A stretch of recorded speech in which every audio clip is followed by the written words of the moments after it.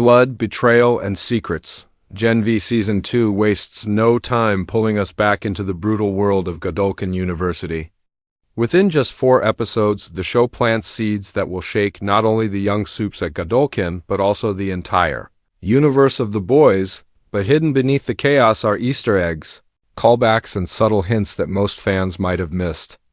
Today we're peeling back the layers of episodes 1 to 4, and you'll see how every frame is connected to something bigger, a story that stretches all the way to Vought, the Seven, and even Homelander himself. Gen V doesn't waste time reminding us that the world of superheroes is not about saving lives, but about power, money, and control. The first season ended on a chilling note. Marie's bloodbending abilities shocked not only her fellow students, but also the larger supe community. And then Homelander himself appeared, giving fans one of the most unexpected cameos in recent memory. That ending set the tone for what we're seeing now in Season 2, a darker, bolder, and more connected story that ties Gen V directly into the main events of The Boys. The opening episodes of Season 2 immediately pick up on this fallout. Godolkin University isn't just a school anymore, it's a breeding ground for Vought's next generation of heroes, and more importantly, their propaganda. News clips, staged interviews, and whispered rumors show how Vought is controlling the narrative. To the public, Godolkin students are the future, but behind closed doors, we see the experiments, the manipulation, and the way the system is grooming these supes to fit into Vought's corporate machine. For longtime fans of The Boys, this is instantly familiar. It mirrors the way Vought controls the Seven, feeding the world a carefully polished image while hiding atrocities behind the curtain.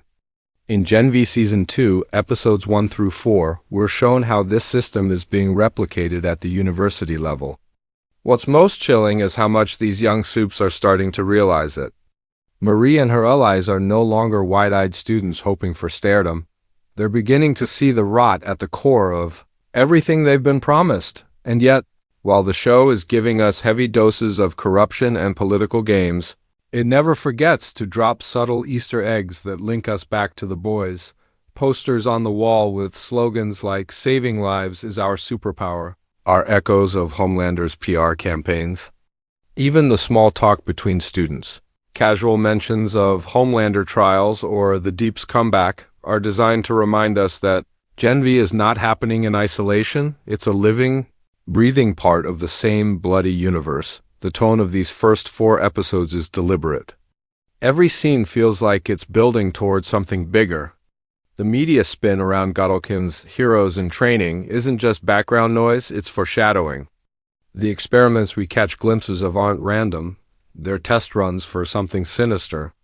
And the characters we follow, Marie, Andre, Jordan, Kate, are walking a razor's edge between being manipulated by Vought and trying to find their own place in a world that sees them as weapons, first and people second. But what really makes the opening of Season 2 work is its balance between spectacle and detail.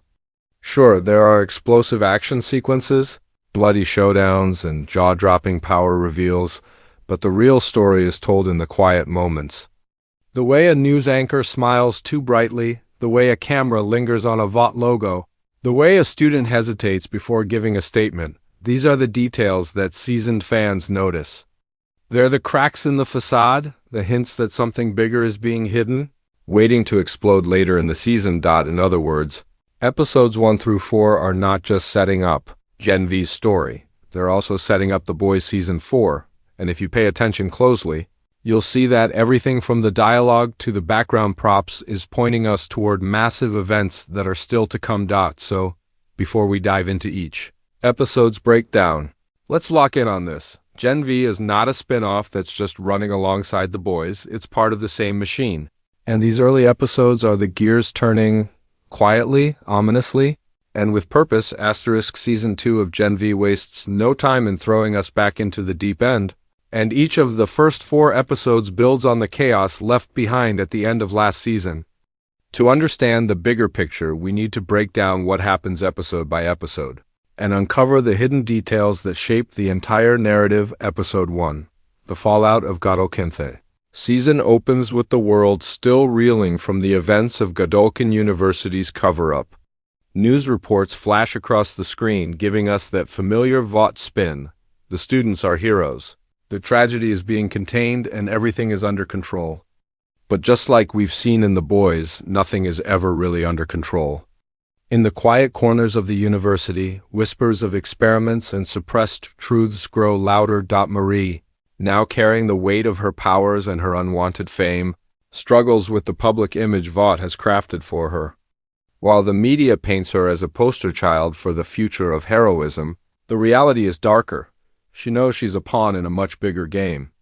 Episode 1 sets the tone by showing us how the students are trapped between the expectations of stardom and the reality of corruption. And keen-eyed viewers will notice a poster in the background featuring Homelander with the slogan, "Truth is strength." This is not just decoration. It's a chilling reminder of the cult of personality Vought is building around him. Episode 2, Cracks in the Facade by Episode 2. The cracks in Vaught's carefully painted image start to widen. Andre and Jordan uncover suspicious details about the experiments at Godolkin, the kind of human testing that Vought would never want to see exposed. But while they dig deeper, the university itself doubles down on its PR campaigns. Students are forced to do interviews, smiling for cameras while avoiding real questions about what happened last season. One of the most clever Easter eggs in this episode comes from a throwaway line on a news ticker. Starlight spotted protesting again. It's a direct connection to the events of The Boys, showing us that these timelines are happening simultaneously. It's subtle, but it reinforces the idea that Gen V is not a side story. It's the same war, just fought on a different battlefield. Episode 2 also dives into personal struggles. Kate's guilt over her actions in Season 1 begins to surface, and her arc becomes central to understanding how manipulation and trauma shaped these young supes. The audience sees not just powers in action, but the psychological toll of being raised as weapons. Episode 3, The Shadows of Vought. Episode 3 takes us deeper into the hidden side of Godolkin. Dark hallways, restricted labs, and secret files hint at experiments that go far beyond training. Here, the show begins to pull back the curtain on Vaught's obsession with control. It's not enough for them to create supes. They want to design them, predict them, and weaponize them. The standout moment in Episode 3 is the reveal of a new program tied directly to Compound V. This is where fans of The Boys get excited, because it foreshadows the storylines we know are coming in Season 4 of the main series. In one particularly chilling sequence, a lab assistant mentions testing combat readiness for Homeland Security. The implication is clear: the government and Vought are more entwined than ever, and Godolkin students are being turned into soldiers, not superheroes. The episode also layers in clever callbacks. A student's room is shown with comic book art featuring Soldier Boy, a sly nod to his role in The Boys Season 3. These small touches keep the world cohesive while rewarding viewers who pay close attention. Episode 4. Twists and betrayals. By the time we reach Episode 4, the tension snaps. Relationships fracture, alliances form and break, and the students realize they are in way over their heads. Marie and Jordan find themselves pulled in different directions, one still trying to work within the system, the other ready to burn it down. The most shocking twist of Episode 4 is the betrayal from someone inside their circle. Without spoiling the entire reveal, this betrayal ties back to Vaught's manipulation, proving once again that even friendships are pawns in the corporate chess game. The emotional impact of this moment isn't just about shock value, it's about trust, and how fragile it is in a world built on lies. Episode 4 also plants perhaps the biggest Easter egg so far, a brief mention of Homelander's trial during a newscast. This directly mirrors events from The Boys, reminding us that while the young supes fight their battles at Godolkin, the larger war with Homelander and the Seven is raging outside. The timelines are converging, and these connections tell us that the chaos at Godolkin will soon spill into the wider world. Final thoughts on episodes 1 to 4 taken together. These 4 episodes build a foundation of dread, mystery, and tension. Each one peels back another layer of Vaught's corruption while pulling the students deeper into the mess. The Easter eggs are more than fan service. They're guideposts, pointing us toward the larger story unfolding in The Boys. From posters on the wall to news tickers at the bottom of the screen, the details matter. And in the world of Gen V, details aren't just Easter eggs, they're warnings of the storm that's about to come. Asterisk if you've watched Gen V Season 2 closely, you already know it's more than just a spin-off. It's a puzzle piece sliding perfectly into place within the boys' universe. And for those who pay attention, the first 4 episodes are littered with Easter eggs, subtle nods, and hidden details that link directly to the main series. Some are obvious, others are blink-and-you'll-miss-it moments, but together they create a web of connections that make this story feel alive. Vought's propaganda machine, one of the most consistent Easter eggs across the first 4 episodes, is the propaganda. Posters on Godolkin's walls, slogans in the background, and even the language students use in interviews all echo the carefully manufactured PR campaigns we've seen from Vought and the boys. Lines like "Heroes aren't born, they're branded," or "The future is powered by V," are not just catchy phrases, they're reminders of how deeply Vought's influence runs. In one scene, a promotional video plays for incoming students, showing clips of the 7 in slow motion, smiling, waving, saving kittens, the same kind of staged content the boys' fans know is nothing but smoke and mirrors. The parallel is clear. What Vought does with the 7 on a global stage, it's also doing at Godolkin on a smaller scale, cameos and name drops. While Season 2 of Gen V doesn't give us full-on cameos from the 7 in the first 4 episodes, it does something just as effective. It name drops and references them constantly. A news anchor casually mentions Homelander's upcoming trial. A student jokes about pulling a deep when talking about embarrassing themselves on camera. In another scene, Soldier Boy's image is spotted on a comic book cover in a dorm room, serving as both an Easter egg and a sly reminder of his lasting presence after the boys' season 3. The clever part is how these mentions are worked into the fabric of the show.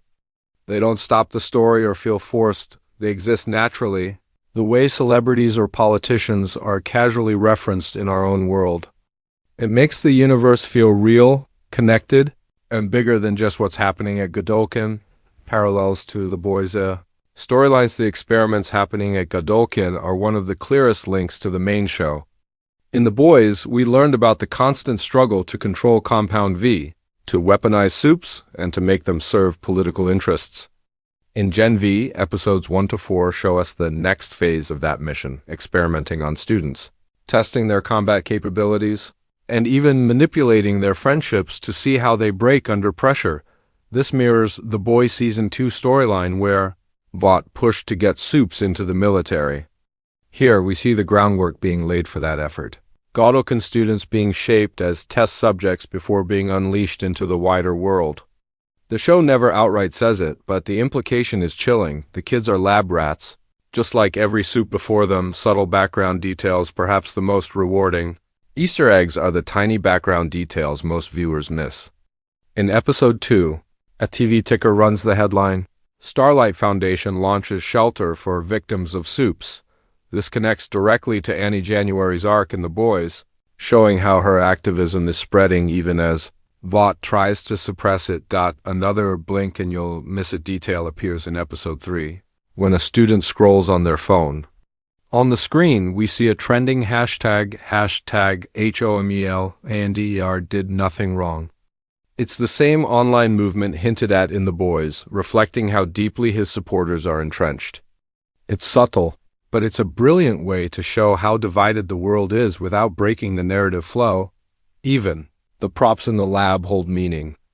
In Episode 3, eagle-eyed viewers spotted files labeled Phase V. This is more than a clever label. It could be teasing Vought's next step in the Compound V program, perhaps tying directly into experiments we'll see in The Boys Season 4, the bigger picture. What these Easter eggs reveal is that Gen V isn't just dropping random nods to please fans, it's actively setting up the narrative threads that will weave into The Boys, from propaganda posters to social media hashtags, from news headlines to quiet mentions of familiar names.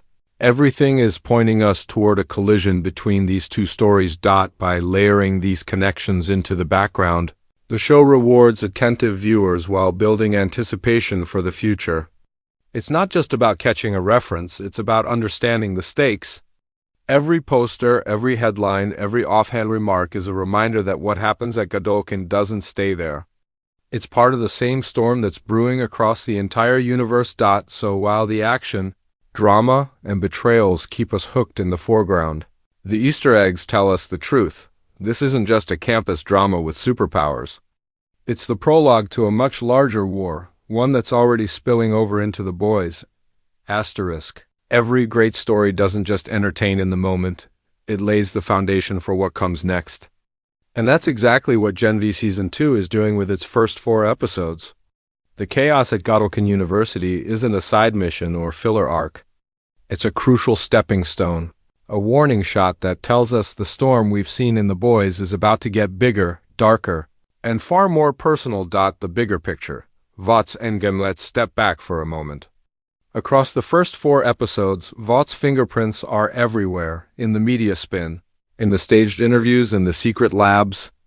The company isn't just managing a university, it's running a factory, producing the next generation of supes. And they're not interested in creating heroes? They're creating weapons. This is where the connection to the boys becomes impossible to ignore. In the main series, we saw Vought fighting for supes to become part of the military.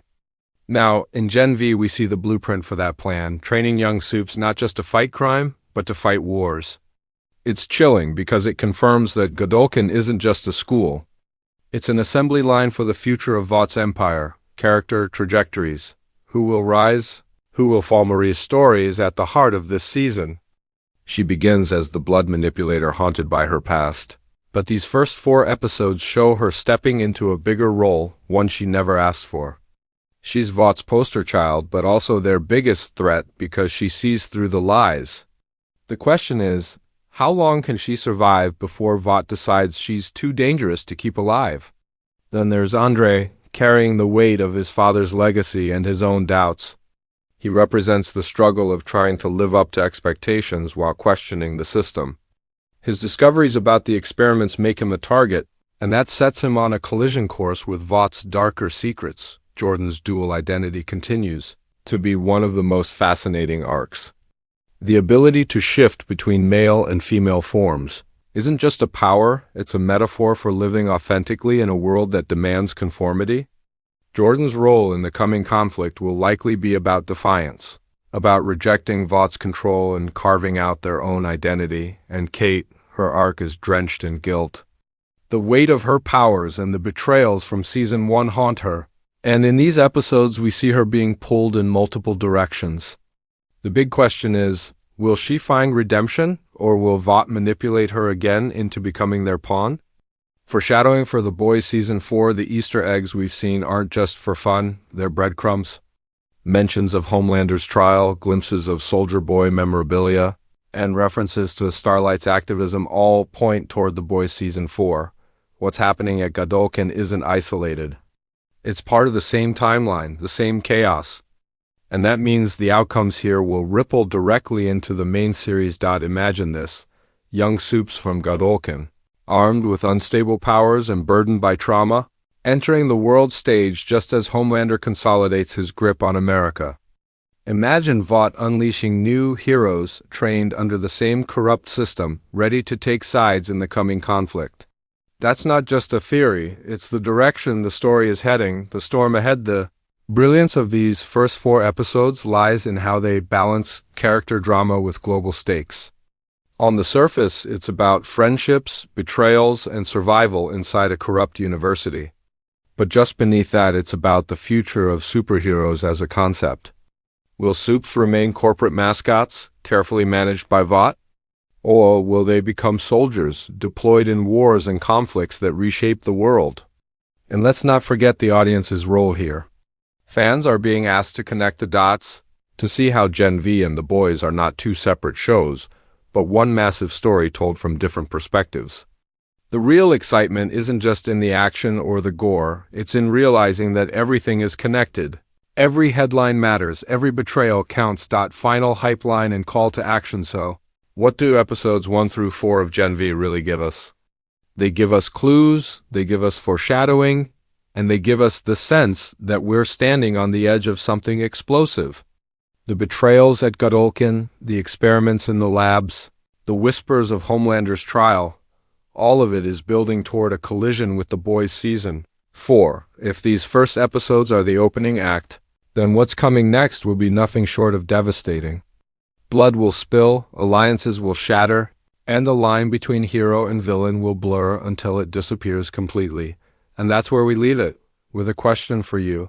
What Easter eggs did you catch that we didn't cover? Drop your theories in the comments. Because if there's one thing we know about Gen V and the boys, it's that no detail is ever accidental.